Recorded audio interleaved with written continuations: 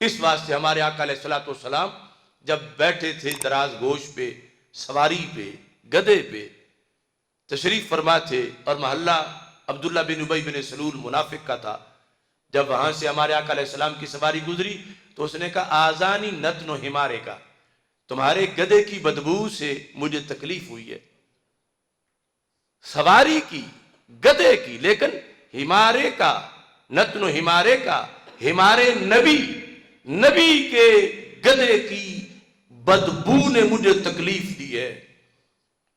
تو حضرت عبداللہ بن رواحہ رضی اللہ تعالیٰ عنہ جو صحابی رسول صلی اللہ علیہ وسلم ہیں، ساتھ تھے سرکار کے، ان سے یہ برداشت نہ ہوا کہ ٹھیک ہے اس نے سرکار کو تو کچھ نہیں کہا، لیکن اس سواری کو کیوں کچھ کہا جس پہ سوار سرکار بیٹھے ہیں۔ تو آپ نے جواب دیا، اتنا گرم جواب، واللہ لحمار رسول اللہ صلی اللہ علیہ وسلم اطیب ریحا منک، خدا کی قسم میرے آقا علیہ الصلوۃ والسلام کی سواری تجھ سے کہیں زیادہ خوشبو والی ہے۔ اور جلالین کے اندر تفسیرات احمدیہ کے اندر یہ الفاظ ہیں، واللہ لبول حمار رسول اللہ صلی اللہ علیہ وسلم اطیب ریحا منک، خدا کی قسم میرے آقا علیہ السلام کی سواری کا پیشاب بھی تجھ سے کہیں زیادہ خوشبو والا ہے۔ اب یہ ہے ماننا ان لوگوں کا جنہوں نے سرکار سے دین پڑھا کہ ہم نے یہ نہیں دیکھنا کہ گدھا ابن گدھا ہے، ہم نے یہ دیکھنا ہے کہ سواری کس کی ہے۔ اس پر جنگ ہوئی، بخاری میں پورا باب ہے ضرب بالایدی والنعال کا، جوتوں سے، مکوں سے، ڈنڈوں سے لڑی گئی لڑائی، کس بیس پر کہ محبوب کے سواری کو اس نے بدبو والا کیوں کہا ہے۔ تو پتہ چلا کہ یہ امت سرکار کی ہر چیز سے پیار کرتی ہے، اور پیار اس طرح کا کہ اس پہ تنقید برداشت نہیں کرتی اگرچہ وہ ہماری ہو۔ کیوں؟ وہ ہمارے رسول علیہ السلام ہے، ہمارے رسول۔ تو جو امت ہمارے رسول کی بے ادبی نہ برداشت کرے تو یار غار رسول کی بے ادبی کیسے برداشت کر جائے۔ اور جو سرکار کی سواری کی بے ادبی برداشت نہ کرے کہ جس سواری کی پشت کے اوپر سرکار بیٹھے ہیں، تو وہ پھر اس عظیم سیدہ فاطمہ الزہرا رضی اللہ تعالی عنہا کی بے ادبی کیسے برداشت کرے جسے سرکار اپنے جگر کا ٹکڑا قرار دے رہے ہو۔ تو یہ دونوں طرف کی محبت سرکار کی محبت ہے، اور جس نے ان میں سے کسی سے بیزاری اختیار کی اس نے سرکار سے بیزاری اختیار کی۔ اور یہ محبتیں اس واسطے ایک ہیں کہ ان کا سبب ایک ہے، ان کی وجہ ایک ہے، اور وہ وجہ ذات رسول علیہ السلام ہے۔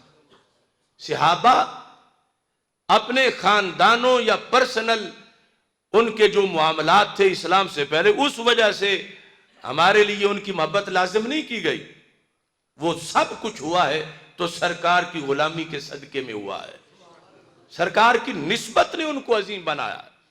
اور اہل بیت اطہار رضی اللہ تعالی عنہم کو جو ملا ہے سرکار کی وجہ سے ملا ہے۔ تو اب اصل تو ہے سرکار، اور امت سرکار جہاں پاؤں رکھے اس سے بھی پیار کرتی ہے، اور سواری پہ بیٹھے تو اس سے بھی پیار کرتی ہے۔ تو پھر اسی پیار کا تقاضا ہے کہ اگر جانور ہو اس پہ بیٹھے تو اس کی بے ادبی برداشت نہیں ہوتی، تو جن کے کندھوں پہ بیٹھ کے غار ثور کی طرف جا رہے تھے تو وہاں یہ قانون پھر کیوں دور چلا جاتا۔ اور پھر جن کے گھر ہمارے آقا صلی اللہ علیہ وسلم کی شہزادیاں اور جن کی شہزادیاں سرکار کے گھر ہیں، ان کا تعلق کروڑہا درجہ بلند ہے اس نسبت سے جو اس سواری کو سرکار سے ملی تھی۔ اس بنیاد پر اہل سنت و جماعت کا فارمولہ امن کا فارمولہ ہے. یعنی یہ نہیں کہ ایک طرف کی محبت رکھیں اور اسے سچا تب مانے کہ جب دوسری طرف بغض ہو، بلکہ ہمارے ہاں محبت کی شرط یہ ہے کہ سچی ہوتی تب ہے جب دوسری طرف بھی ہو، چونکہ سرکار کی وجہ سے ہے.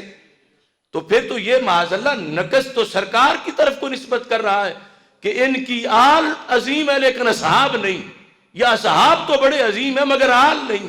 تو یہ تو سرکار کی طرف کمی کی نسبت آتی ہے. ہمارے آقا تو ایسے ہیں، آل تو آل رہی، اصحاب تو اصحاب رہے. ان کی امت کا آج 15ویں صدی کا مسلمان بھی دیگر امتوں میں ممتاز شان رکھتا ہے. یہ ہے امن فارمولہ پوری کائنات کے لیے. اور دوسری طرف پورے باب لکھے گئے ہیں الولاء. ولا کیا ہے؟ محبت کیا ہے؟